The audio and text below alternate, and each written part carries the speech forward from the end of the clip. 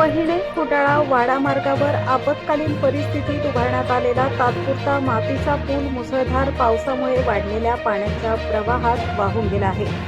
या घटनेमुळे या मार्गावरील संपूर्ण वाहतूक ठप्प झाली असून स्थानिक नागरिकांना मोठ्या अडचणींचा सामना करावा लागत आहे।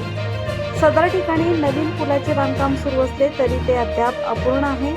दरम्यान तात्पुरता पूल वाहून गेल्याने सध्या ये-जा करण्यासाठी कोणताही पर्यायी मार्ग उपलब्ध नसल्याने परिस्थिती अधिक गंभीर बनली आहे। याचा फटका स्थानिक नागरिकांसह विद्यार्थी, शेतकरी तसेच अत्यावश्यक सेवांसाठी प्रवास करणाऱ्या रुग्णांना बसत आहे।